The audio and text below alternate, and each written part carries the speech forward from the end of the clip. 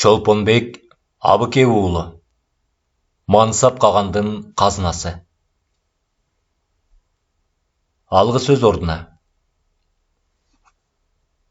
Қырғыздар ой күліктеп қойышады. Ойғы жанашқан егізі қиялда күлік. Ал эми шығармачылықтың минген бууданы бұл қиял. Мындай тұлпар минип жарышқа шыққандарға айлантып чабаар чек берілбейді. 18 000 аламды көз ирмемде дуулдатып кезіп өтүш кеп эмес. Окурманым, бұл мистикалық романымды ошондой түшүнгүлө. Тарыхый же жөн эле көркөм чыгарма эмес экенине маани бергиле. Мистика деген сөздү кыргызчага которбой, калуунда бергендимдин сыры чыгарманын башкы ой түйүнү окурманга так, түшүнүктүү болсун дегеним. Чыгарманы сүңгүп окуганда айрым бир болмуштар менен фактыларды мурда кулак учу менен угуп жүргөн легендалар экен деп, каармандарымды кимдир бирөөлөргө окшотуп, окуялар өткөн жерлерди баланча жер экен деп болжоп түйшөлсөңөр, берер жообум мен өз чыгармачылыгыма жана кыялыма чек койбогон сыяктуу эле, сиздердин да ой жоруу, салыштыруу кыялыңарды чектей албайм. Ошондуктан бири-бирибизде түйшөлтүп, талаша бербөөгө чакырам. Кыргызым көйү жалган көйүчүн көрүп келген киши жок деп баштайт улуу сөздү. Андай эмесе ар кимибиз өз ой бууданыбызды минели да чыгарманын кучагындагы ааламда кездешели. Ошондо түнөрбөй жылмайып учурашалы. Терең ойлой келсек, ансыз деле бирге болоор сапар узак эмес.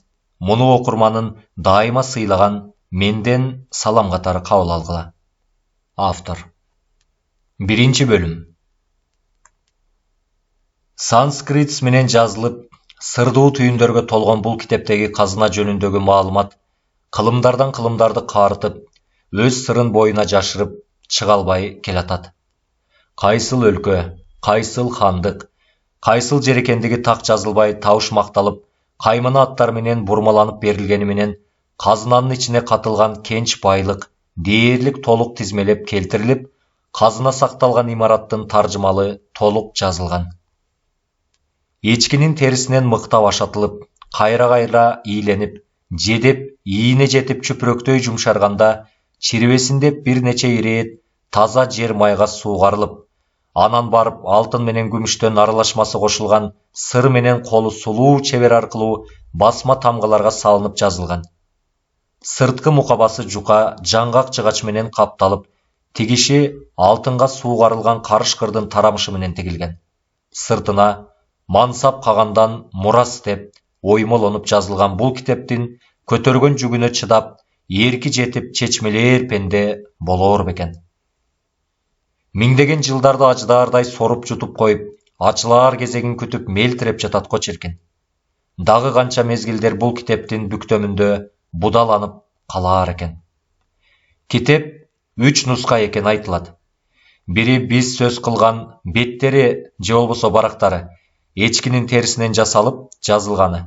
Экинчиси алтын барактарга, тагыраак айтканда пластинкаларга күмүш менен жазылганы. А үчүнчүсү өгүздүн терисинен ийленип жасалган барактарга, пластинкаларга алтындын аралашмасы кошулган сыр менен жазылганы. Эмне үчүн 3 нуска? Ар бир нусканын тагдыры, алар кайда, кантип сакталган учуру келгенде сөз болот. Китептеги берилгенге караганда казына 2 кабат имараттан турат. Дагы астыңкы кабаты жарым жер төлө түрүндө жер астына жайгашкан. Имараттын сырткы түспөлү үстүнөн караса, жебеси керилип, атылуучу жаа түрүндө. Кенчтин тизмеси казынадагы жаанын жебесинин учунун түспөлүн берген бөлмөгө коюлган кылычтан башталат. Бөлмөнүн ортосуна коюлган таза алтындан коюлуп, бриллиант, изумруд асыл таштары менен кооздолуп, не бир түр салынып, оймолонуп, буттары арыстандын буттарынын түспөлүндө болсо, үстү кыяр аждаардын жонуна окшоштурулуп, кылычтын учу жаткан жагына кыярдын оозун ачып, арсайган азууларын өзгөчө көрсөтүп, кылычтын сабы турган жерине кыяр куйругун кайрып келип төшөгөн кейиптеги атайын кылычты коюш үчүн 4 буттуу туурасы жарым кулачтагы, бир караганда кыяр аждаар көрүнсө, бир караганга жер бетинде жок желмогуздун кейипкеринин үстүндө кылычты коюу орунтугу жасалган. Кылычтын учу имараттын курулушундагы жебенин учу караган жакка каратылып, кынсыз коюлган. Кылычтын кыны бул бөлмөдө жок, кыны жөнүндө сөз да жок. Бул бөлмөдө кылычтан бөлөк бир да буюм жок. Мына ушунун өзү эле кылыч жөн кылычтардан эмес экендигин айгин элеп тургансыйт. Кылычты коюш үчүн жасалган орунтуктун өзүнүн баасынын канча экендигин айтуу кыйын. Кыяр аждаардын терисинин түсүн берген катмарлары нечен бир асыл таштар менен жасалгаланса, буттарынын тырмактарынын ар бири да алмаздан жасалып жанып турат. Кылычтын үстү эч нерсе менен жабылбай жалаң жатат. Кылычтан буралып, көгүш кызгылт түстөгү нур бөлүнүп чыгып турат. Босогодон кылыч жаткан орунтукка чейин 9 кадам. Бөлмөнүн жаңгактан жасалган каалгасына ким ушул 9 кадамды аттоого кудурети жетип, кылычты колуна көтөрүп алса, дүйнөнүн мен башкарган өлкөлөрүн кайра баш ийдирип башкарат. Эскертүү: 9 кадамды аттай албай, кылычка жетпей калгандар өмүрүнөн айрылат, деп жазылган. Бул кылыч эмне кылыч? Кандай керемет сыйкырдуу касиеттерге ээ? Астыда дагы далай сөз болоор. Бир учкай айтып кетээрибиз, учурунда кылычтын кайда катылганын издеп, нечен кан төгүлүп, нечен согуштар чыккан. Бара-бара мезгил баарын жутуп, унут боло баштаган го. Кылыч коюлган бөлмөдөн кийинкисинде найза, айбалта, чокмор, өңдүү, жоо жарактары менен зоот кийими илинип турат. Булар тигил бөлмөдөгү кылыч өңдүү баркталып, өзгөчө орунтуктарда коюлбастан, жаңгак жыгачынан жасалган баканга илинген. Болгону бакандын илгичинин учтары алтын менен каптатылган. Бакан орнотулган бекиткич таза күмүштөн куюлган. Бул да өзүнчө кымбат баалуу, нарктуу бакан дечи. Болгону кылыч коюлган орунтуктун жасалгасынан кийин баасы төмөндөп турат го. Кийинки бөлмөлөрдөн баштап нечен бир зергер усталардын колунан чыккан кымбат баалуу буюмдардын тизмеси келет. Сандык болуп жайылган аялдардын бриллиант, изумруд, бермет, алтын күмүштөн жасалган жасалгалары, алтын күмүш чөйчөктөр, нечен түрлүү таза алтын менен күмүштөн жасатылып, кымбат баалуу таштар чөгүлгөн ийдиштин түрлөрү. Бриллиант, изумруд таштары менен кооздолгон түрдүү курал жабдыктар, таза алтындан же күмүштөн жөн гана сый тартуу керемети үчүн жасалган кылыч, канжар, чокмор өңдүү буюмдар, кийимдер, орундуктар, адеги койчу, эмнелер гана жок. Анын баарын бул жерде жаза берүү деле кажетсиз. Имаратта сырдуу дагы бир бөлмө бар. Бул бөлмө жөнүндө сөз кылбасак, анда казына жөнүндө жазганыбыздын тузу кем болуп калат. Имараттын коридору батыш жаккы чети менен кетип, бөлмөлөр жалаң чыгыш жагына катар жайгашкан. Орто ченинде гана бир эшик батыш жагына кетет. Эшикти ачканда терезеси жок караңгы коридорго туш болосуң. Коридордун башындагы жаңгак каалганын сыртында каалганын туткасын кармадыңбы? Ушуга ыраазы болуп, ачпастан кайра артыңа кайт деп жазылып турат. Каалганы болбой эле ачсаң, ички бетинде көрдүңбү? Эми көзүңдөн айрылдың. Бирок өмүрүң узун болот. Көпкө кармалбай тез кет, болбосо өмүрүңдөн да айрыласың, деп жазылган. Терезеси жок караңгы бөлмө көгүш жашыл түскө бөлөнүп, дайыма жарык. Ал жарык нур бөлмөнүн ортосундагы бийиктиги 1,5 метрче бар колго жасалган бактан чачырап чыгат. Бактын өзөгү таза алтындан, бутактары күмүштөн куюлган. Жалбырактары өзгөчө кымбат бриллиант, изумруд, бермет, жакут таштардан жасалганда, абайлап байкаган адамга кандайдыр бир геометриялык бурчтуктар менен түрдүү түсүнө жана чоң кичинесине, кенчтик айырмасына жараша жайгашкан. Өмүр дарагы деп аталган бул даракты атайын коргоосуз, жалаң көз менен кароого болбойт. Карасаң сокур болуп, карегиң агып калат. Бул дарактан толгонгон спираль түрүндөгү керемет кооз нур чыгып, айланага тарап турат. Сырдын баары ушул улам түрлөнгөн сөз менен айтып берүүгө тил жетпегидей ажайып нурда. Жанагы көздүн карегин агызып койгондо ушул нурдун күчү. Бул нур дубалдан да, каалгадан да кайсыл бир деңгээлде өтүп турат. Каалганын же дубалдын сыртында нур көзгө зыянсыз. Маселе бул кереметти көргөндө көзүңдү ала албай канча карап тура бергениңди билбей калганыңда. Өмүр дарагы орнотулган бөлмөнүн каалгасынын сыртына келип, нурланып кеткениң мөрөк суу ичкен менен барабар. Ден соолугуңдагы түрдүү оорудан арыласың, кайрат, күч кубат аласың. Шашылбагыла. Өмір дарағының сыры тууралуу астыда дагы далай сөз болор. Бөлмөдөгү экинчи буюм Местандын сырдуу чөйчөгү деп аталат. 1 метрден бийигирээк таза алтындан куюлган текченин үстүндө жаңгактын уюлунан жасалган кадимки керден чөйчөктөрдөн чоңураак, табактан кичирээк керден чөйчөк турат. Керден чөйчөктүн башка кадимки чөйчөктөрдөн айырмасы ошол эле жаңгактын уюлунан ортосунан тең экиге туюк бөлгөн тосмо коюлуп жасалган. Жөнөкөй түшүндүрүлүп айтканда, эки түрдүү тамак ичсең, маселен бир жагына шорпо, экинчи жагына күрүч салып алып, бири экинчисин бир эле чөйчөк менен иче берсең болот. Тургандай деп айтсак, баарына түшүнүктүү болот го. Керден чөйчөк чебер устанын колу менен жаңгактын уюлунан эч бир жеринде өөнү жок, теп-тегерек жылма оюлуп, ортосун бөлгөн тосмосу да, суу куйсаң эки жагына бир тамчысы да ашык кеми жоктой так бөлүнүп жасалганы болбосо, оймо чийме салынып же кымбат баалуу таштар чөгөрүлүп кооздолгон эмес. Ал түгүл кандайдыр бир сыр менен да сырдалган эмес. Жаратылышта жаңгактын уюлу кандай болсо, ошол бойдон таптаза сакталган. Местан бул чөйчөккө даярдоонун жолдорун өзү гана билген. Эки бөлөк сырдуу суюктугун эки жагына тептен кылып куюп, өзүнө гана белгилүү дуаларды окуп, сыйынгандан кийин эки бөлүктүн бир бөлүгүнөн кимдин да болбосун келечегин көрүп айтса, экинчи бөлүгүнөн өткөн өмүрүн ар бир саат, мүнөтүнө чейин кошо жашагандай айтып берүүчү.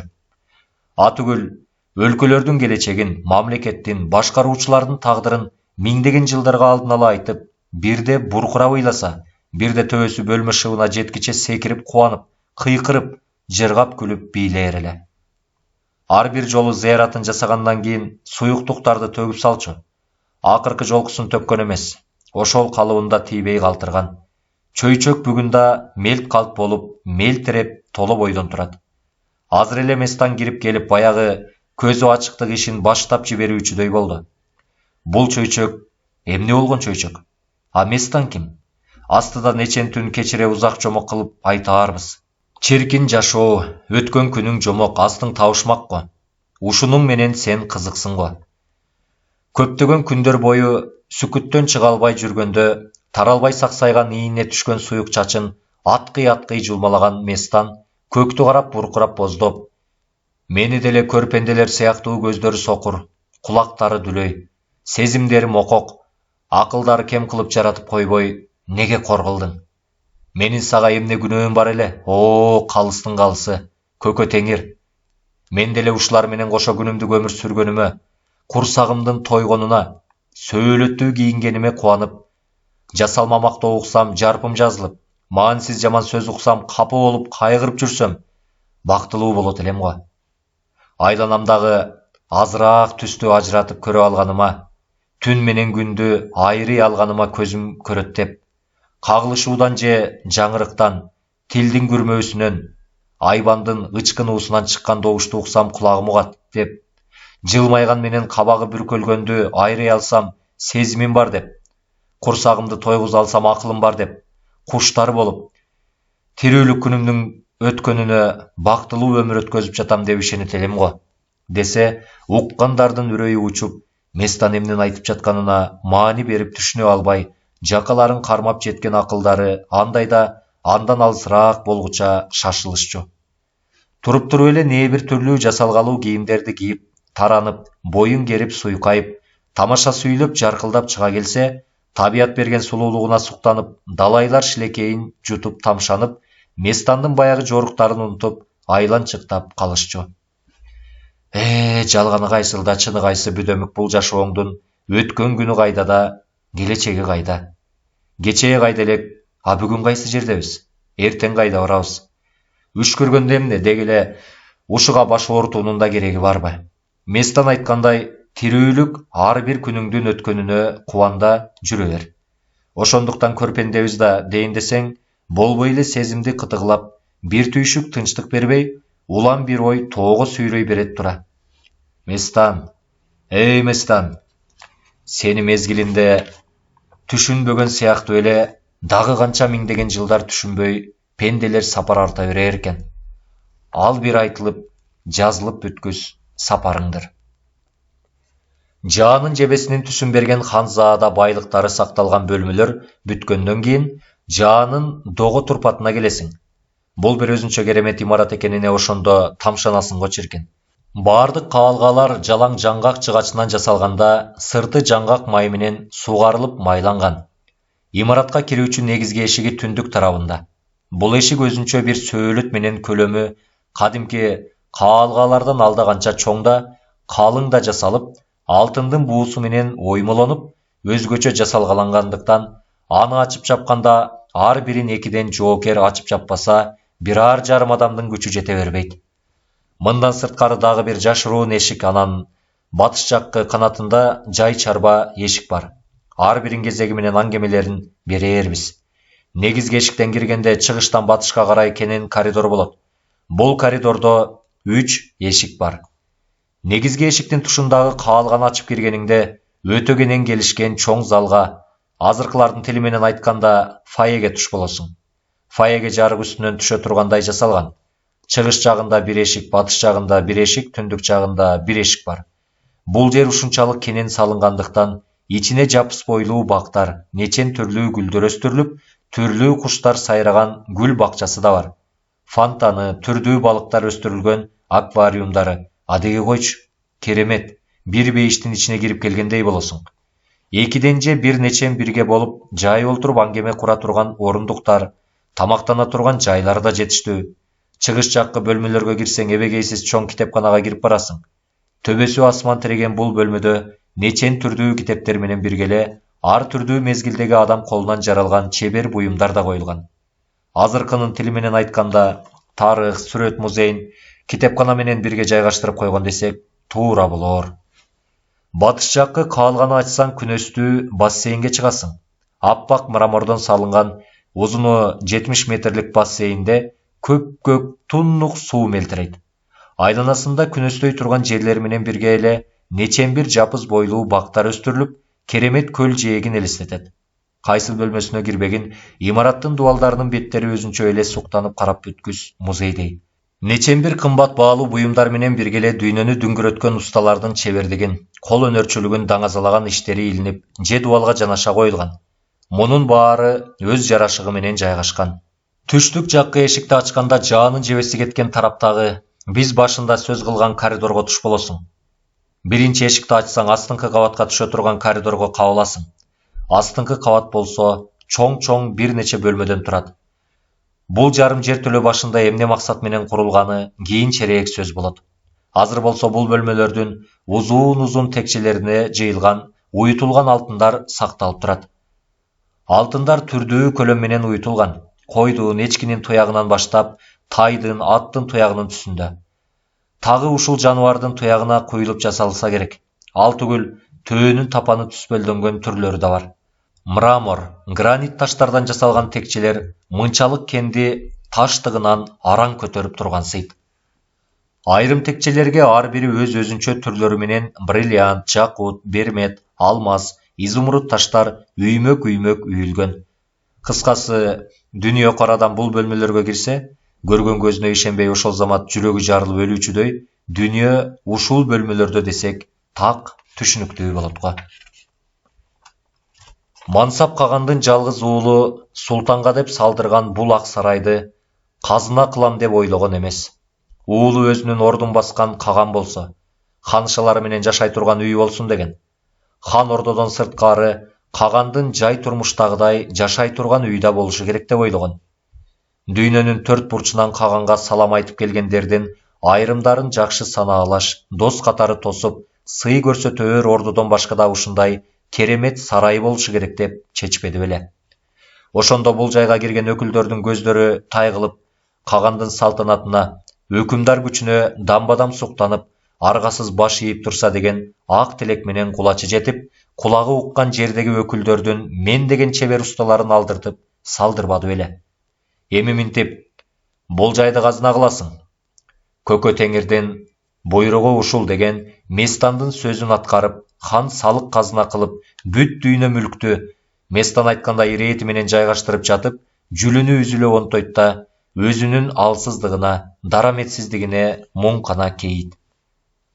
Улуу Мансап империясынын каганы, кылычынан кан тамган, атын укса ыйлаган бала сооронгон канкор, баатырдыгы менен атагы тирүү кезинде легендага айланып даңкы таш жарган Мансап ушинтип армандуу бир бенденин кейпин кийип турат дегенде бул жарык дүйнөдөгү тирүү жан ишенбестир чиркин.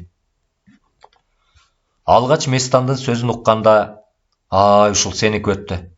Көкө теңир азыр жанымды сууруп алса да, сенин каныңды төгөлөйүн. Местан, сени жутпасам элеби деп, жанындагы зулпкор кылычын ала салып, бөлө чабайын десе, биринчи колуна алып кармаган боз улан кезинен чагылгандын огундай ойнотуп имерген кылычын көтөрө албай койсо боло.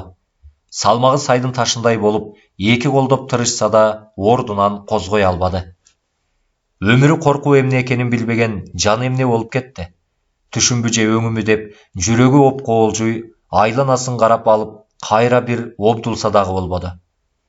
Местан болсо болгон алым ушулбу дегенсип жылмайып карап турат, адатынча. Эч бир коркуу, жалтануу дегенди билбей.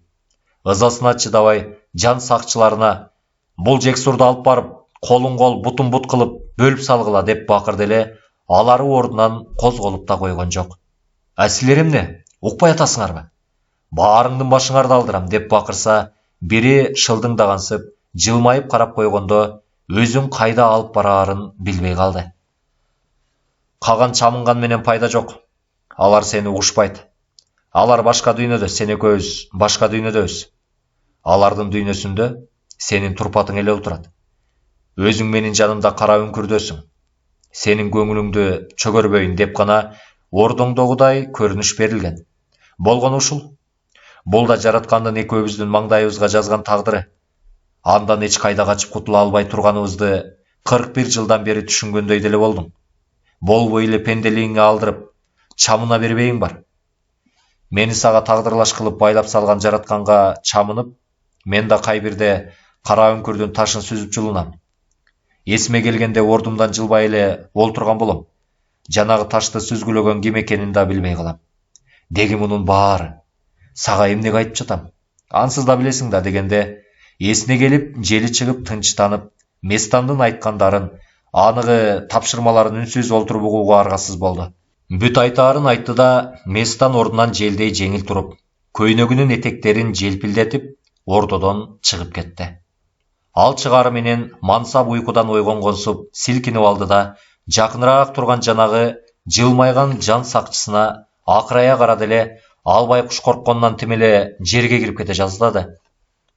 Кайра чакырчы жанагы Местанды, деди кадимки үнү менен күркүрөй.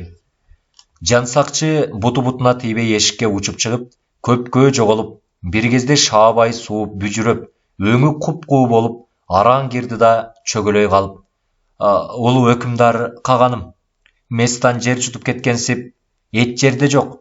Бул жактан чыкканында эч ким көрбөптүр. Рахим этсеңиз, жашаган кара үңкүрүнө чабаган жөнөтөйүн. Ошол Местанды жайына койчу, деди, колун шилтей, аргасы кеткенсип үнүн жай чыгара. Чынында Местандын жанагы айткандарын текшериш үчүн эле буйрук берген. Кагандын ачуусу тарап калганына сүйүнгөн жан сакчынын жүзүнө кызыл жүгүрүп, ичинен ичээр суум бар экен, деп жаратканга жалынып жиберди. Босогодон бир кадам өтүп, чөгөлөй калып, кезектеги кабыл алууга келгендин жайын жарыялайын деген катчысын сүйлөтпөй, сол колун өйдө көтөрүп, бүгүн башка кабыл алуу болбойт, бүттү деген белги берди. Ал ийилген бойдон бурулбастан арты менен чыгып кетип, эшикти жапкандан кийин олтурган тагынын оң жагына кыйшая кыл муруттары шалпыйып тунжурай кетти. Эки жан сакчысы эки жагынан бирин-бири карай элеңдей түшүштү.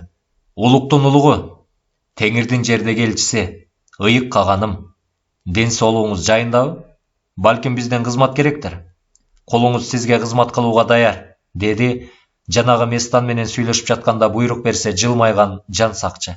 Кагананы жай гана тикирейип бир карап койду да, сүйлөгүсү келбей, баары жайында дегенсип колун жаңсап, тынчтандырды да, кайрадан өз оюна чөктү.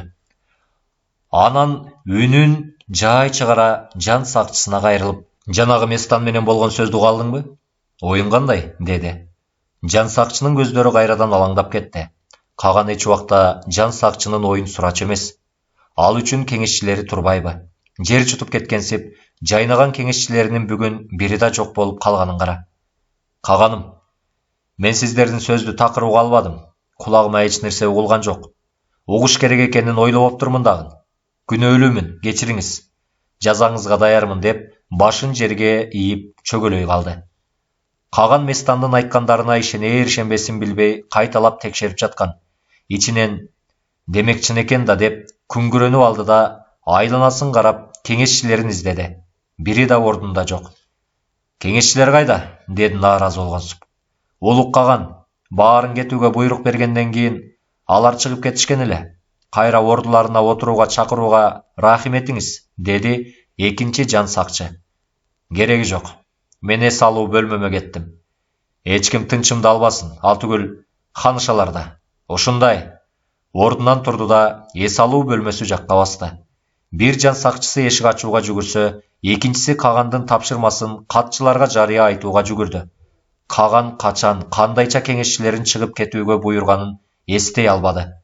Кагандыктын ички тартиби боюнча Каган тактыда олтурганда жалаңгана мамлекеттик иштер менен алектениши керек.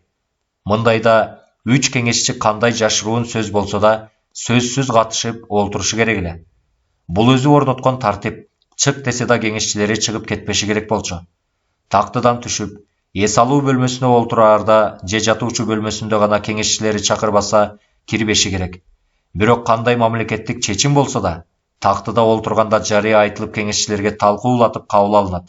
Бул да өзү бекиткен тартип. Эс алуу бөлмөсүнө жүгүрүп киришкен кызматчы күн кыздар Каганды ары бери эпчилдик менен чечинте салышып, жеңил кийимдерди кийгизишти.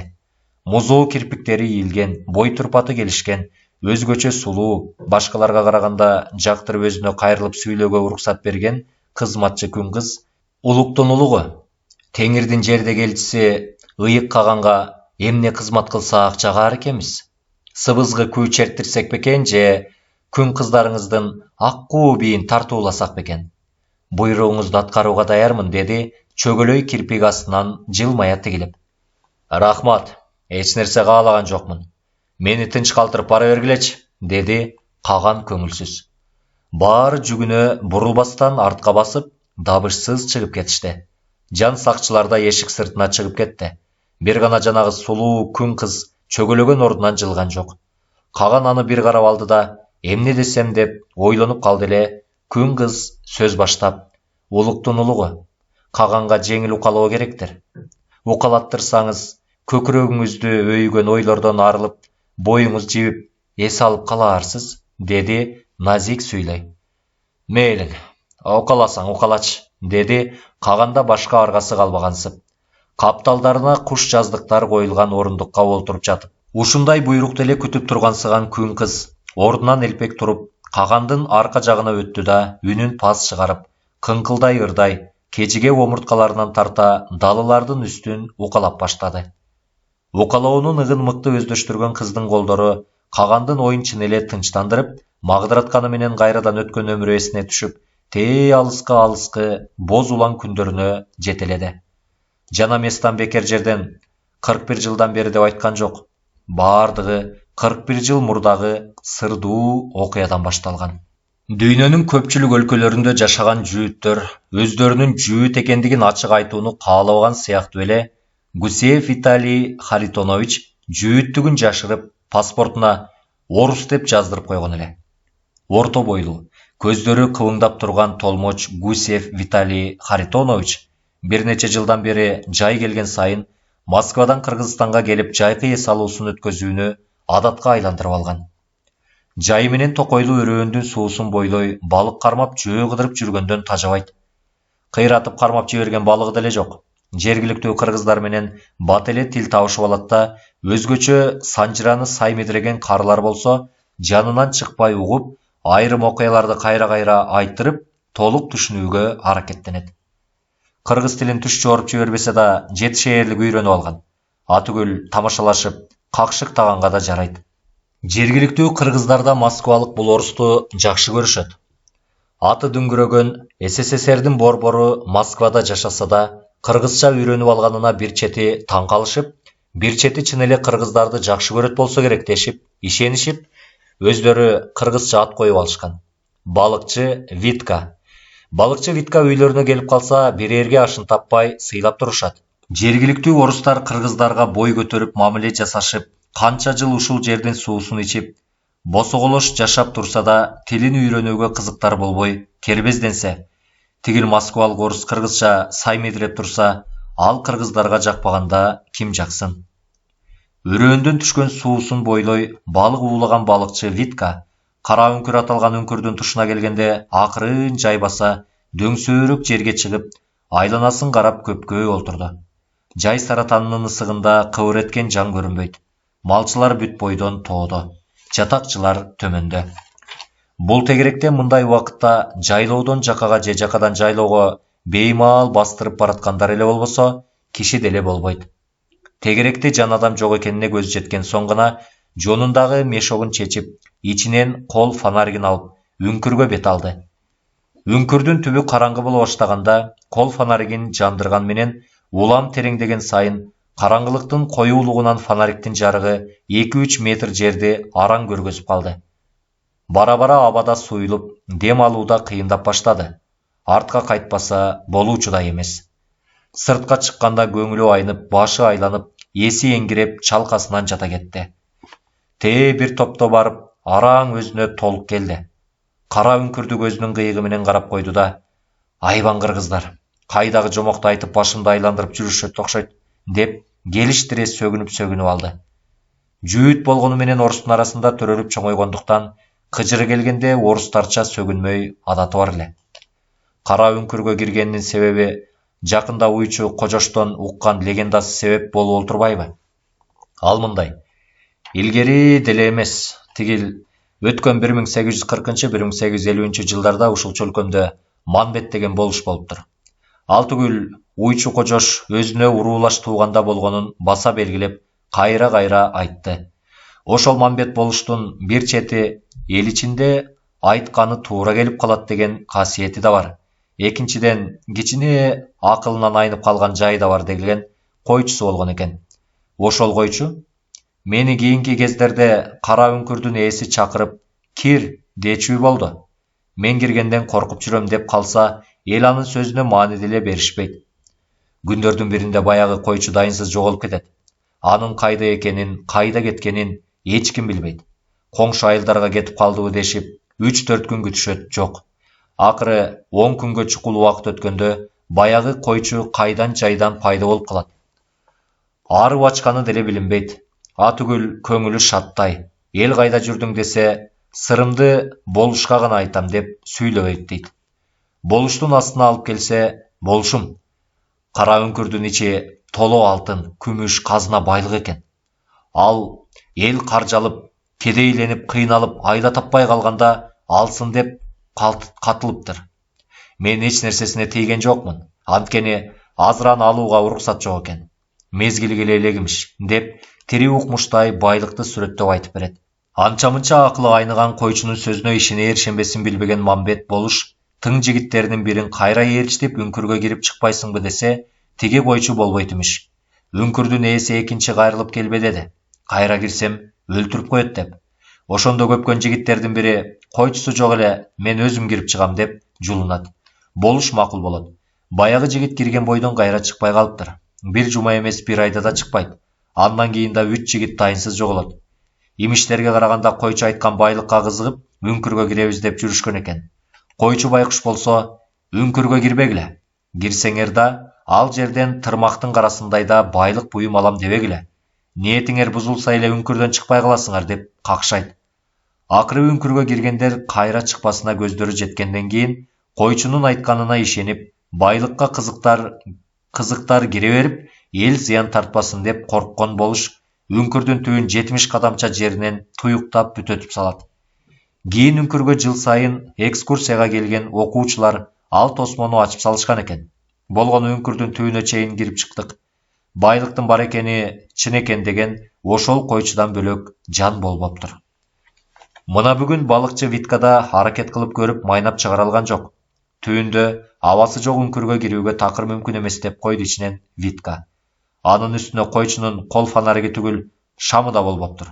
Аны үңкүрдүн ээси өзү четилеп кирген эмиш. Ал эми колунда шам чырагың болбосо үңкүрдүн так тамырынын казылган тереңдиги 70-100 метрчелик чуңкурларга кулап түшүп, сөөгүң сөпөт болору турган иш. Мамбет болуштун жарымес койчусунун айткандарына ишенүүгө Гусев Виталий Харитовичти алсыз Манбет болуштун жарымес койчусунун айткандарына ишенүүгө Гусев Виталий Харитовичти аргасыз кылган бир гана сыр бар эле. Так ошол сыр Гусевти Кыргызстанды сүйүүгө, кыргыз тилин үйрөнүүгө аргасыз кылып, канча бир жылдан бери жайкы эс алуусун Кыргызстандан өткөрүп келатат. Алгач ушул легенданы бир суугатчыдан уккан. Андан кийин да ушул чөлкөмдө жашаган 7-8инен укту. Кеңири толугураак айтып бергени уйчу Кожош болду. Кожош балыкчы Виталийди ээрчитип келип, кара үңкүрдү да көрсөттү. Легенда тегин жерден чыкпаганына, анын түбүндө чындык бар экенине ишенгени менен, өзүндөгү айрым бир фактыларга туура келбей кыжаалат ойлорду жаратып олтурбайбы? Койнунан 4 бүктөлгөн калың ак кагазды алып чыкты да, бүктөөсүн жазып, туурасынан түшүрүлгөн дөбөнүн сүрөтүн издей, айланасын карады. Алыстан карасаң да, жакындан карасаң да, кара үңкүргө жакын улай мындай дөбө жок. Сүрөткө окшош дөбө төмөндө, 2-3 чакырымча алыста. Анан бул кырка тоо этегиндеги дөбөлөр менен ушунча жерди байланыштырган үңкүр бар дешке ишенүү кыйын. Деги эле андагы маалыматтарда кандайдыр бир үңкүр жөнүндө эч нерсе жок болгону, имараттын жашыруун жолунун эшиги гана сыртынан бекем бекитилип калтырылганы, кылган эшиктеринин баары туюк көмүлгөнү жөнүндө маалымат бар. Ал эми андай имараттардын жашыруун жолдору жер астындагы туннель жол менен чынында эле өтө алыстап барып чыгаарын тарыхый китептерден окуган жайы бар. Себеби жашыруун жолдор кокустан жоо келип тегеректеп камап калганда, качышка туура келсе, аман кутулуп кетиш үчүн гана курулган. Эгер андай болсо, туннелдин башы минтип, ачык коюлбай, оозу сыртынан туюк болмокта, аны эч ким билмек эмес.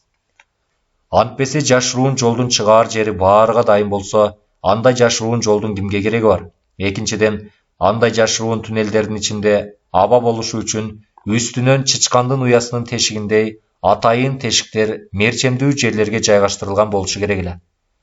Андай болсо үңкүрдүн ичине киргенде аба жетпей кыйналмак эмес. Балким андай тешиктер мезгилдин узак жылдарында бүтөлүп калгандыр. Миңдеген жылдарда канчалаган жер титирөөлөр болду го. Жок. Андай аба кирүүчү тешиктер жөн эле тешилип коюлган эмес. Чоподон калың уютулуп, бышырылган түтүктөр орнотулаары далай окуган жан көргөн. Демек, бул үңкүргө өзү издеген казына менен такыр тиешеси жок башка байлык катылган болушу мүмкүн же, али бүгүнкү илимге түшүнүксүз кандайдыр маалымат сыры бар. Гусевдин башын айландырган түйүн ушул жерде жатат. Тарыхка эбегейсиз из калтырган азияттарды дөдөй болгон деп ойлогондордун катарына Гусев кире бербейт. Бул элдин даңаза тарыхы жөнүндө өтө көптү билгендиги антип ойлоого жол бербейт. Тескерисинче, бүгүнкү абалдарын көрүп, кайран элдеп, ичинен шып-шынып коет. Гусевдин 4-чү чоң атасы учурунда белгилүү тарыхчы окумуштуу болгон экен. Багдадтагы дүйнөлүк китепканада тагдырдын буйругу менен иштеп калган ал, атасы ошол китепканадан өтө бир сейрек кездешүүчү китептин түп нускасын кандай жазылса так ошол калыбында сөзмө-сөз толук көчүрүп чыгат. Китеп жашыруун сакталуучу сейрек кездешүүчү баалуулукка киргендиктен, көчүрүп жазмак түгүл белгилүү окумуштуулардын колуна деле атайын уруксатсыз ээн эркин берилбечү. Кийин өз алдынча санскритциясын чечмелеп, кайра жазып чыгат. Ан үчүн чоң атасы түрк шумер тилин үйрөнүптүр. Кыскасы, бүт өмүрү ушул китепти чечмелөө менен өтөт. Кийинки эки чоң атасы илимге, тарыхка анча көп кызыкчылыктары жок болгондуктан, ал эмгек үй бүлөлүк аманатка калган баалуу байлык катарында гана тукумдан тукумга өтүп жүрүп олтурат. 4-чү чоң атасынын китептеги чечмелөөдөгү баш сөзүнө жазып, ишин жерге таштабай, улан тууну өтүнүп калтырган керези деле эч кемисин анча козгоп жибербесе керек. Гусевдин атасы гана бул ишти кайра колуна алат. Себеби ал кесиби боюнча да тарыхчы, археолог эле. Ортодо ата мекендик согуш чыгып кетип, илимий иштери үзгүлтүккө учурайт. Согуштан оор жарат алып келген атасы өлөөр алдында 12 жашар жалгыз уулу Виталийдин колун кармап, көзүнөн жаш агыза ыйлап туруп, керез катары: "Менин ишимди жерге калтырба уулум. жалгыз өтүнүчүм ушул. Калганын болсо энеңден угаарсың деп үзүлүп кетет. Инженер болсом деп тилек кылып жүргөн Виталий ошол күндөн ата сөзүн жерге таштабаш үчүн тарыхчы болууга бет алат. Бирок эр жетип чоңойгуча баягы атасы табыш мактатып айткан сөздү унутуп да коет. Балалык менен учурунда терең маани деле берген эмес эле. Жогорку окуу жайын бүткөндөн кийин бир нече жолу археологиялык казууларга катышып, акыры илимдеги кандидаттыгын да жактады. Ошондон кийин барып, калганын энеңден угаарсың деген атасынын сөзүн эстеди. Тукум ичинде өтө жашыруун сакталып, колдон колго ишеничке кирген мураскерге гана өткөрүлгөн сырды ачып, энеси саргарган эски барактарга жазылган китепти астына коюп жатпайбы? Бул саргарган барактарды алгач окуп чыкканда Виталийдин эси ооп кала сактады. Бир нече айга ден дароо болуп, ишке кантип барып келгенин, эмне жумуш бүтүргөнүн деле жакшы ажырата албай жүрдү. Бул чыныгы тарыхый улуу сыр эле. Мындайды Кудай тарыхчы археологдордун миңдеринин бирине бербесе бербейт дагы. Мындай улуу ачылыштар тарыхта миңдеген жылдарда бир жолу болбосо болбойт дагы. Ошондуктан бул жерде ар бир кадамың так эсептелбесе, жаңылып бир эле кадамды жаза бассаң болду. Кол астыңдагы ийгилик кушун учуруп жибересиң. Муну алгач ушул китепти көчүргөн чоң атасы да, андан кийинки ишин уланткан өз атасы да какшап жазып калтырып кетишкен экен. Канчалаган жаңылыш кадамдар, канчалаган жаза басуулар болгону да так жазылган. Китептин так көчүрмөсү болгон санскрипцияны кайта-кайта тууралап чечмелөөлөр болгон. Жылдарды, өмүрлөрдү алган бул эмгек бир нече вариантта чечмеленген. Жердин аттары эле канча жолу чечмеленип жазылган. Мамлекеттин, улуттун аттары бир нече ирет чечмеленип, бир нече вариантта жазылган. Виталийда башка бүт ишин таштап коюп, түп нуска санскрипцияны өз алдынча чечмелөөгө бел байлап киришкендеги биринчи тоскоолдукту тил болгондуктан түрк тилин, болгондо да байыркы түрк тилин үйрөнүүгө аргасыз болду. Байыркы түрк тилинде эң жакыны азыркы кыргыз тили болуп чыкты. 4-чү чоң атасындагы жаңылыштыкты өз атасы таап, маселе кыргыз тилин өздөштүрүүдө жаткандыгын айтып кеткен экен. Тилекке каршы өз атасы согуш чыгып калып, кыргыз тилин өздөштүрүүгө жетише албаптыр. Сырдын учугун табууга түрткү берген бир фактыны жазып калтырыптыр. Ал мындай эле.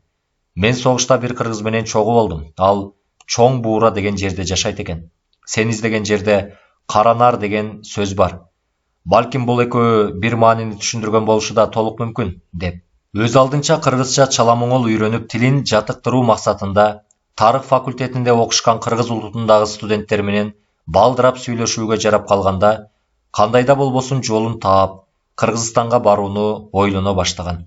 Көктөн издегенин Кудай жерден берип, жалаң москвалык археологдордон турган чоң экспедициялык топ Кыргызстанга илимий археологиялык иш боюнча барууга уюшулуп калып жатпайбы? Топ ушундай шашылыш уюштурулду. Бир жумага даярданууга убакыт берилип, топту жалаң археологдор менен толуктоого археологдор жетпей калып, тарыхчыларды да кошуп жиберишти. Мына, Кыргызстанга учабыз дегенде КГБнын өкүлдөрү келип, атайын жыйын өткөзүшүп, инструкция беришти. Ошондо билди маселенин каякта жатканын. Көрсө Кыргызстанда чоң суу сактагыч курулуп жатыптыр. Суу сактагычтын суусунун астында канча бир миңдеген гектар жерлер калмакчы. Бир учурда Сак Усундар деген ат менен белгилүү болуп, тарыхта калган этностордун отурукташып жайгашканы, шаарларды кургандыгы менен белгилүү болгон өрөөн толук суу астында калат экен. Суу астында калуучу тарыхый жайларды, коргондорду казуу иштерин жеткиликтүү археолог тарыхчылар жаңы башташкандай эле күтүүсүз ачылыштарга кабылышат. Скиф Сак Усундардан калган делген куну жок баалуу алтындан, күмүштөн куюлган буюмдар чыга баштайт. Таза алтындан куюлган бет кап чыкканда иш токтотулат. КГБнын өкүлү дипломатынан бет капты алып чыгып, отургандарга көрсөткөндө археологдор таң калышканынан дуулдай түшүштү. Кармап көрүүгө кызыккандарга тигил өкүл уруксат берген жок. Барганда өзүңөр мындайдын неченин казып чыгарсыңар деп күлүп койду. Жергиликтүү археологдор бул казууларга эч ким катышпайт. Табылган буюмдар жарыя айтылбайт. Ар бир топтун башында КГБнын өкүлү турат. Иш ылдам жүргүзүлгөндүктөн археологиянын тартибиндегидей ар бир сөөктү щеткалап, ачпастан иш күрөө, кет менен ал түгүл айрым жерлер экскаватор менен казылат. ушундай кыска так тапшырма алышты. Эч ким алардын окумуштуу катарындагы оюн угуп коюшкан жок. Андай болсо солдаттарды алып барып деле каздырып ала беришпейби деген ойлорун көпчүлүгү тишине басып, айта албай, башты жерге салган боюнча самолетко олтурушту. Укалап жаткан сулуу кыздын назданганына да, ырына да көңүл бурбастан, мансап кагандын бүт кыял ою тээ алыскы жылдарда калган боз улан жаштыгына жетеледи. Жашы 14-төн ашып өзүнө жаа тартып, аң уулоого чыгам деп жээлигип калган мезгил болчу. Анда 6 айдын шиберинде турган кездери. Бир күнү 10дон ашык өзүндөй уландар аң уулап келүүчүбүз деп тайганын токойуна жөнөштү. Жайдын толуп турган кези, минген аттары семиз, канчалаган кырашып 3 күн тоо токой кезип олтурган конуштарынан алыска кетишти. Аң уулоого чыккан уландардан өзүнчө бөлүнүп калышына жону ак, мүйүздөрү асман челген багыштын артынан сая түшүп кубалаганы болду. Жакын эле жерден чыккан багышка жаа тартканда жебеси тийгендей болгон. Артынан сая кууп, улам токойго тереңдеп кирип баратканын аңдын кумары менен байкабай калды. Анан калса багышта бирде жакын эле жерден көрүнсө, кайра мунарыктап алыстайт. Чуркоого жарабай калган атынын тизгинин жыйып, эсине келгенде айланасын курчаган калың карагай токойдо өзүнөн башка жан жоктой туюлду. Кошо аң уулап чыккан уландардын дабыштары угулбайт. Калың бадалдын арасына келип кептелип калгансыган жанагы багыштын да дайыны жок. Кыйкырып үн чыгарып, башкаларды чакыруудан алгач намыстанды. Адашып кеттим деп, коркконуңдан жүрөгүң өтүгүңдүн кончуна тыгылдыбы деген шылдыңга кабылам. Андан көрө бир аз бастырсам, кайра тигилерди таап жолугушам деп ойлоду. Бир топ жүргөндөн кийин сазга кептелип калды. Өткөөл издеп дагы бир топко жүрдү эле, жол табылчудай эмес. Убакыт кечеңдей баштаганын көрүп, жүрүшүн ылдамдатты. Багытын так биле албай башы айланып, түндүк түштүгү батыш чыгышы каякта экенин ажырата албай турду. Адашып кеткенин мойнуна алгысы келбей, өжөрлөнгөнү улам басаңдап, улам кечтеген сайын жүрөгү опкуолжуп, добуш чыгарып кыйкырада баштады. Эч кандай жооп жок. Башкалардын муну издеп кыйкырган үндөрү да угулбайт. Курсагы да ача баштады. Атынын да шайманы ууп, илкип, араң басып калды. Жанына азык албаптыр. Азыктары бүт ат кошчу балдар деле. Эңир кире баштаганда атын откозуп, эс алдырып, өзү да эс алып алууну ойлоп, бир аз токой суюлган жердеги чоң карагайдын түбүнө түшүп, атынын ээрин алып, отко кое берди да, кургак отун чогултуп, жанынан оттугун алып, от жакты.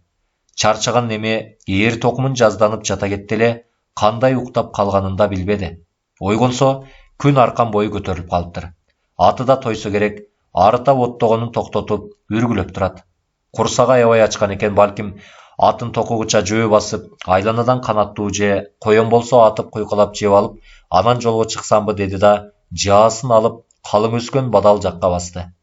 Бадалдын арасында кыргоолу да коену да көп экен, атканга үлгүртпөй, улам бир жерден булт коет. Анан калса, жаасынын жебеси да акыркысы калгандыктан, аяп, даана тийгиз ээрине ишеничте атпай карманат. Ошентип балаксый бадалды канча аралады, элес албай калды. Бир кезде сазга келип кептелди.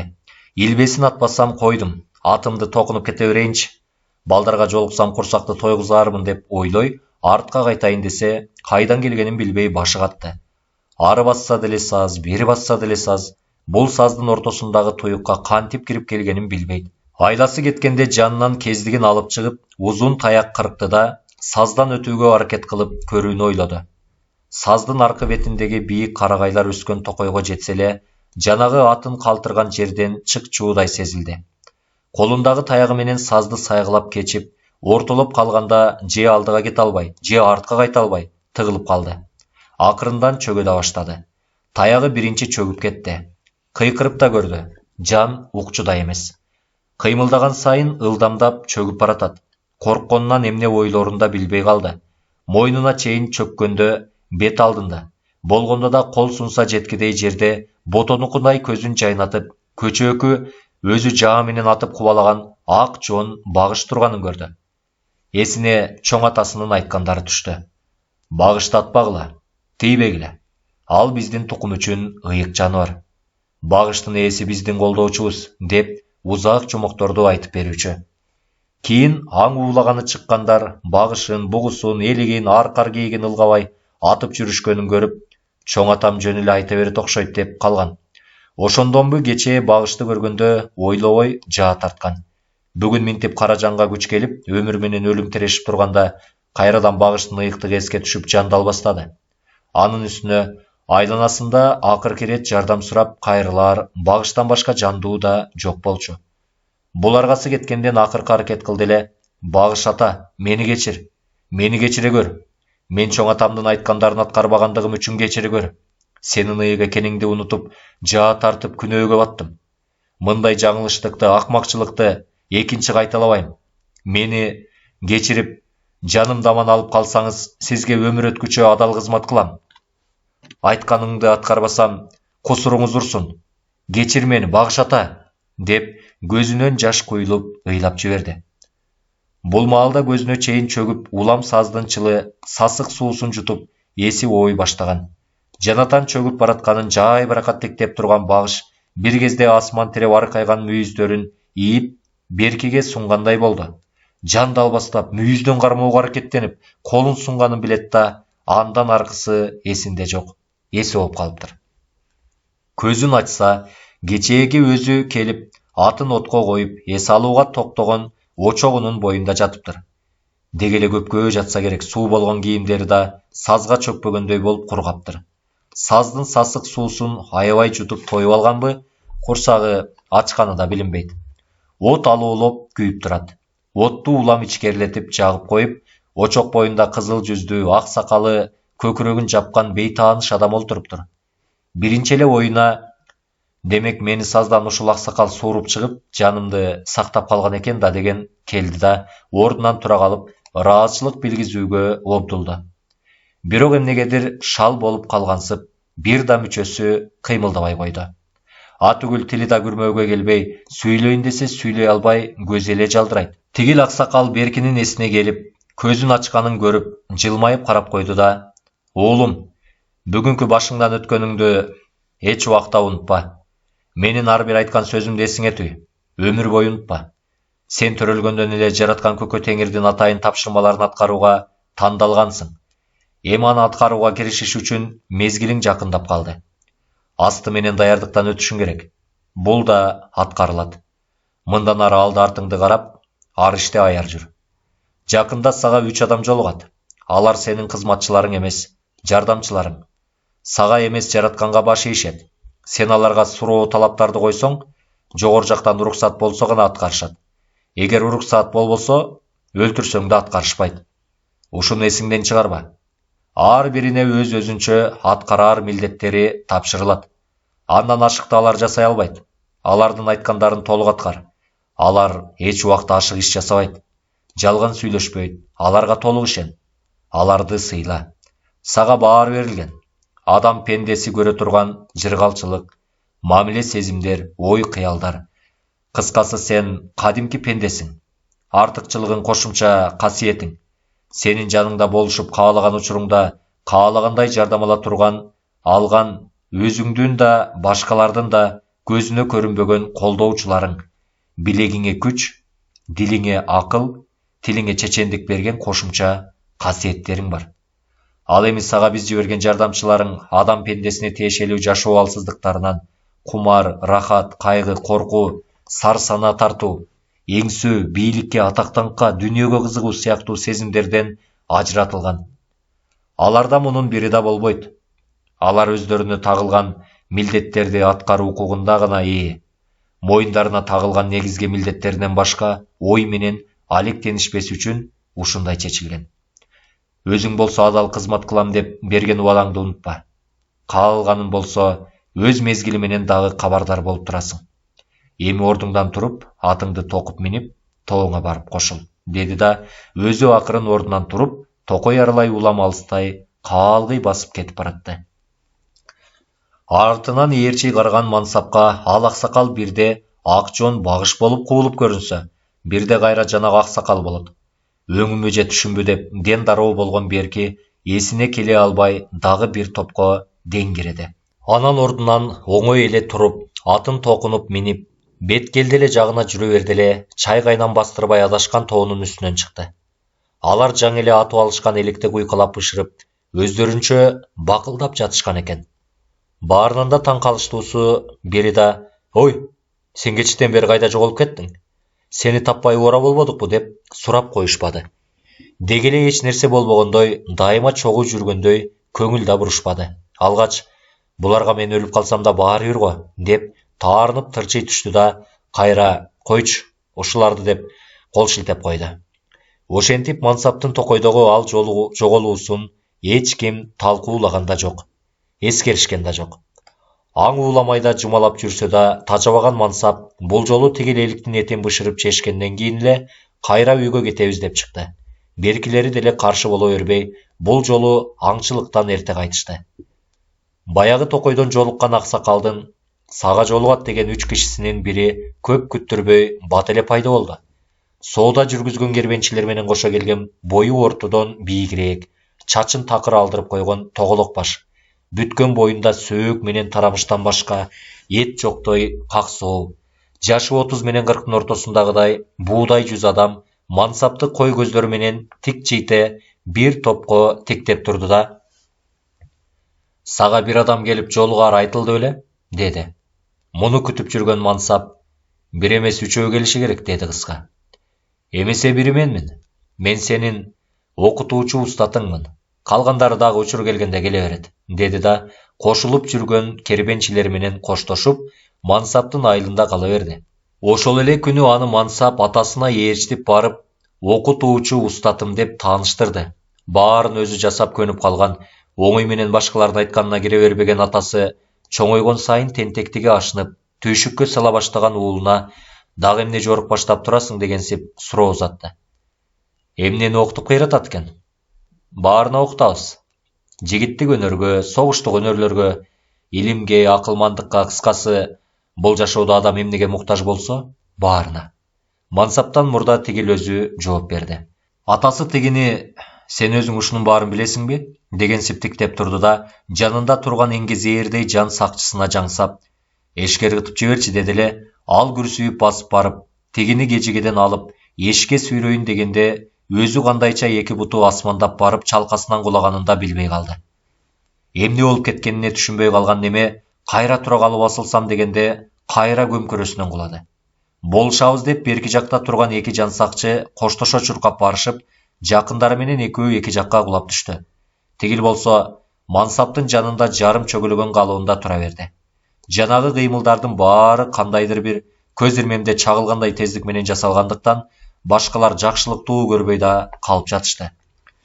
Жүз баш чоң өргөөнүн ичинде олтургандар дүргүй түшкөндө атасы колун көтөрүп элди тынчтандырды да: "Окута бер. 1 жылдан кийин өзүм жыйынтыгын текшерем" деди да бара бергиле дегенсип колун шилтеп койду.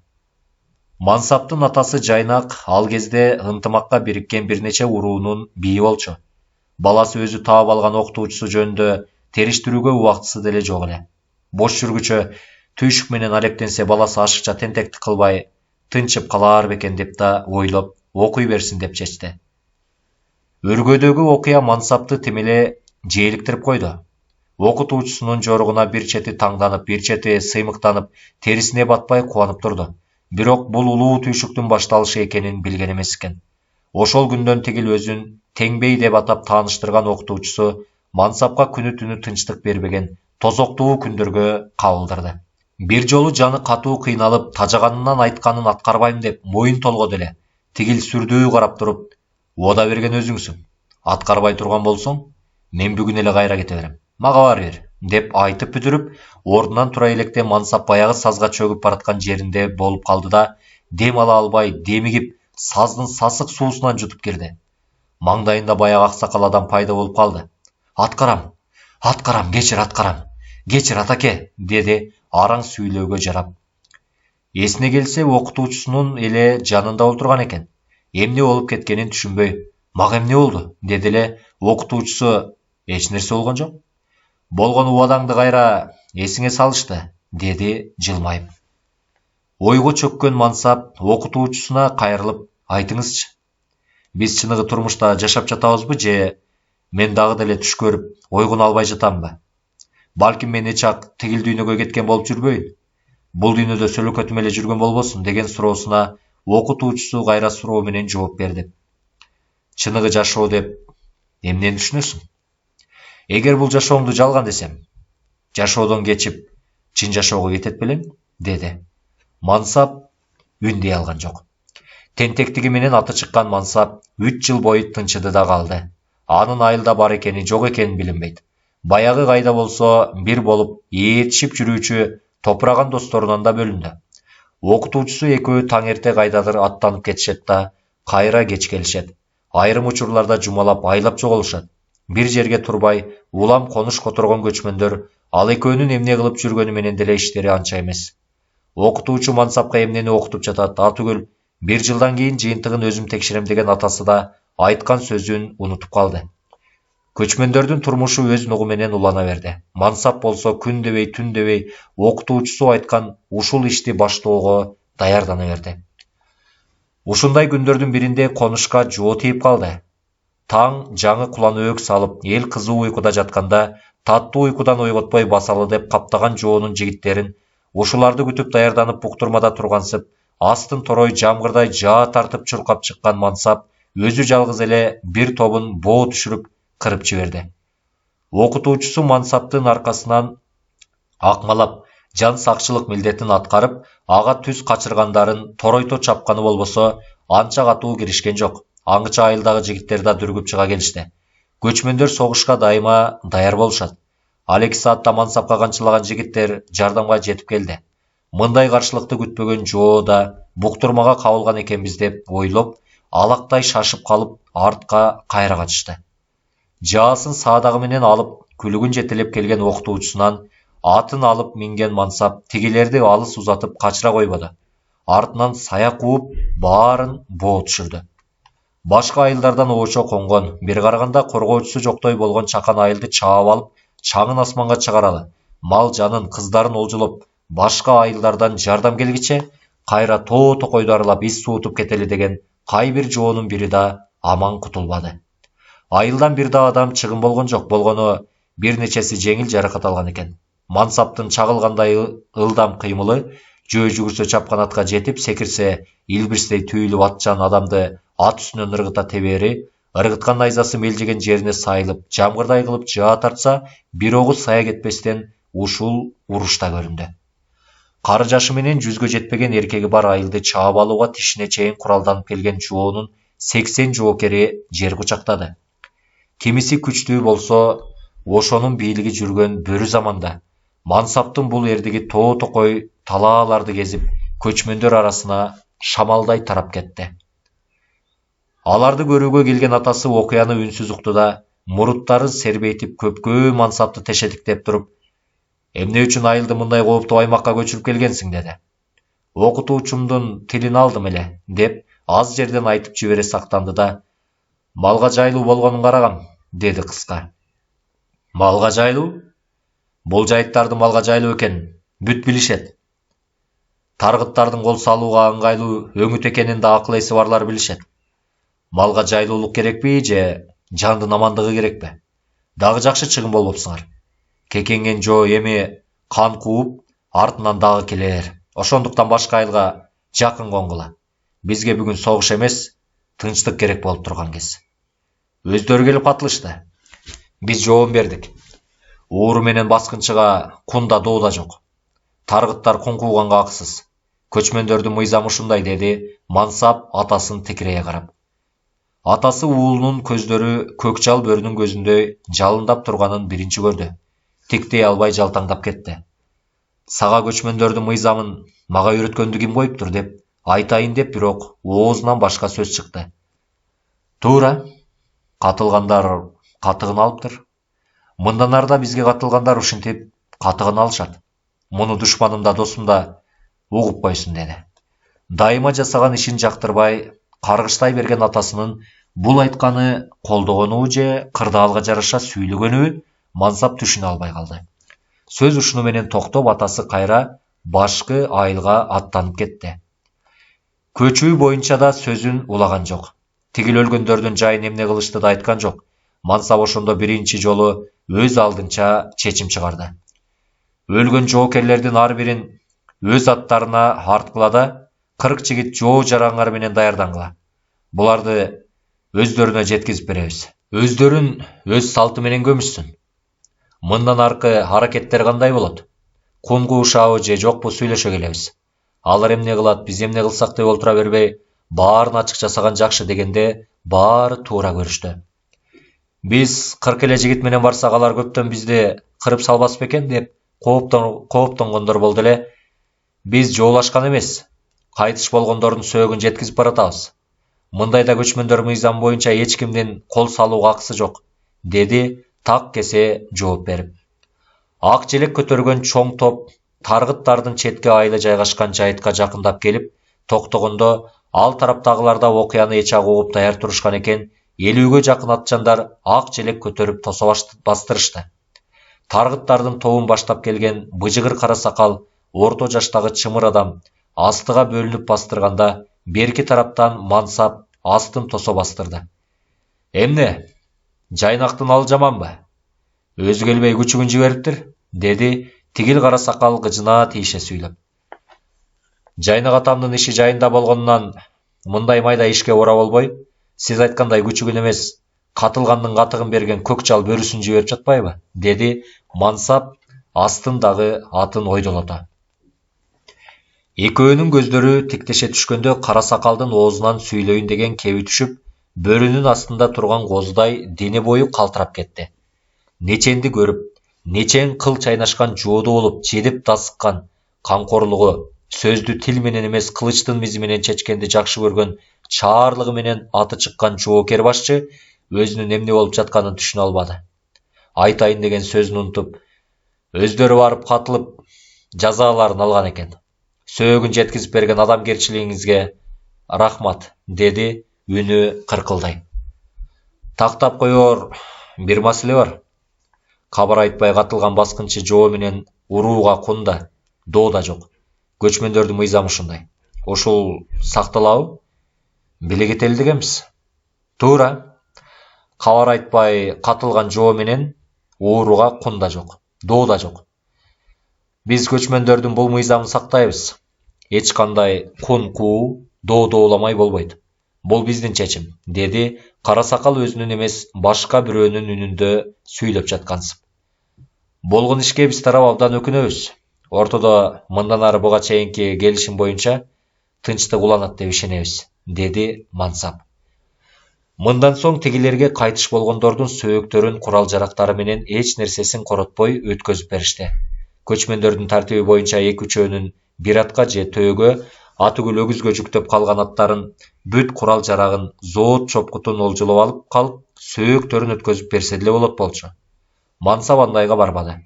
Канжыгасында чечтирбей кандай келишсе, ошол калыбында жеткирип беришти. Таргыттар болсо сүйлөшүүнүн жүрүшүндө өз жоокер башчысына эмне болгонун түшүнбөй калышты. Астын ала түзүлүп макулдашылган сөз башкача эле. Жоокер башчы ортодо чыр чыгарып жибермек да, мансаптар тараптан келгендерди булар көптүккө салып кырып салышып, андан ары түз эле жайнактын элине кол салышмак. Ушуга даяр турушкан болчу. Себеби жайнактын элинин азыр ички ынтымагы ыдырап турганын билишчү. Буларга бирге калып каршы чыга алышмак эмес. Беймарал жаткан элдин четиндеги айылын чаап алалы деп, тигил 80 жоокердин аттанганынын түпкү сыры да ушул жакта жаткан. Жоокер башчы элдин атынан кун куулбайт деген соң, башкалары үнсүз артка кайтышты. Таргыттардын бийинин астына келгенде кара сакал жоокер башча эмне үчүн астын ала макулдашылганды аткарбай, ишти теңирден тескери кылганын оңдуу түшүндүрүп бере алган жок. Кечинде үйүнө келгенде колу бутун тарта албай төшөккө кулады. Улам кусуп, кыяр аждар жатат, сырттан бөрү келатат деп жөөлүп жатты. Ушул боюнча айлап ооруп, соолуга албай, акыры жоокер башчылыгынан кетти. Мансаптын таргыттарга барып ишти жай бүтүрүп келиши жайнак элин дүргүрөтө таңдандырып эле койбой, жайнактын баласынын мындай тынчыгышы уруулар ортосундагы ыдырап турган ынтымактын кайра оңоло башташына жол ачып жиберди. Иш оңдуу чечилип, баары тынчыгандан кийин окутуучусу менен жай сүйлөшүп отурганда, сиз мунун баарын астын ала билип, биздин айылды ушул жайытка көчүрүп келүүгө мени көндүргөн экенсиз да. Таргыттардын кол салаар учурунан бери билип, саадакка жаабогун жетишээрлик даярдап, аттарды алыстатпай чукул кармаптырсыз да. Эгерде жаңылышып калсак, жоо сиз күткөндөй көп болуп, же бир күн мурда келсе баарыбызды кырып кетмек экен да. Муну кандай түшүнсөк болот? Бүт айылымды, бир туугандарымдын өмүрүн тобокелге салууга кантип бардыңыз? Деди нааразы боло. Мансап, сен аткара турган иштериң такыр башка. Бул башталыш эле. Келечекте бир айылдын элинин, бир туугандарыңдын өмүрүн эле эмес, бүтүндөй бир улуттун тагдырын тобокелге салган учурларың болот. Бул сенин маңдайыңа жазылган жазмышым. Мындан сен эч жака качып кутула албайсың. Экөөбүз аткаруучулар ганабыз. Баары тигил жактан эчак чечилген деп сөөмөй менен жогору жакты көрсөтүп койду да, ал эми өткөн окуя боюнча мен толук эч нерсе билген эмесмин. Жайытка ушул жерге көчүрүп келүү буйругун жана жоо келер күнү даяр турууга буйрук алганым чын, деди да сөзүн улай кейпи иш башталды көрүнөт. Менин баамда сен дээрлик даяр болуп калдың. Мен бүт билгенимди үйрөтүп бүттүм. Эми мындан ары мен жан сакчың гана боло алам. Ал эми сен кандай иштерди аткарышың керек экендигин мен толук биле албайм. Аны айтып берип туруучу башка. Ал эмнегедир келбей кечигип жатат. Балким дагы даярдыгың калдыбы биле албайм, деди иинин куушуруп. Аңгыча сырттан иттер үрүп, эдиреңдеген бир бала кирип келди да, бир айыл эл биз тарапка көчүп келатышат деп кабар айтты. Мансаптар эшикке чыгып, көчтү утурлай басышты. Көчтүн астында келаткан аксакал адам ылдамдай бастырып келип, мансапка жакындаганда аттан түшүп жөө басты. Чукулдаганда "Мансап балам, сенсиңби?" деди колсуна. "Ооба, менмин ата. Келиңиздер. Көчүңүздөр байсалдуу болсун." Кайдагы байсалдуу көч балам. Биз тигил Моңгут уруусунун ичиндеги 8 ай майда уругунанбыз. Кепти чойбой кыскартып айтсам, бийибизден калыстык кетип, бир тың уулубуз болсо ошонун күлүк атын тартып алып койду. Анысы аз келгенсип менин бир кара чечекей жалгыз кызым бар эле, анча-мынча касиети бар деп айтылып жүрөт. Ошол кызды менин келечегимди мактап айтсын дейт. Түгөнгүр алгыз. Алгыз болсо бийибизди бир жылга жетпей өлөт экен деп айтып салса болот. Кызыңды мен өлө электе өлтүртөйүн деп жулунгандан саа качып баса бердик. Сени арышке калыс карайт деп угуп атабыз. Башка барар жерибиз да жок. Бизди айылыңа кошуп, эл кылып ал деп суранып келдик. Макул десең айылдаш конуп, ак кызматыбызды кылып беребиз. Жок десең, анда улам дагы бир жерден караган издеп тентейбиз. Аксакал сөзүн шарайтып токтолду да, анын үстүнө тигил кызымда сага бар деп канкакшап туруп алды деп айтып жибере сактап, оозун таптап барып кайра жаш бала кандай түшүнөт деп унчуккан жок. Мындайды күтпөгөн мансап эмне жооп айтаарын билбей буйдала түштү. Башка уруудан таарынып качкан майда урукту айылдаш кылып олтургузуп кабыл ала салуу маселесин бери дегенде эле бий атасы чечиши керек. Болбосо уруулар ортосундагы маселетке коюлуп талкууланып, себеби такталып, анан чечилиши керек. Эмне деп жооп айтсам экен дегенсип окутуучусу жакты караса, ал "Мен эч нерсе билбейм" дегенсип тескери карады. Айласы кете түштү да өзү чечим чыгарды.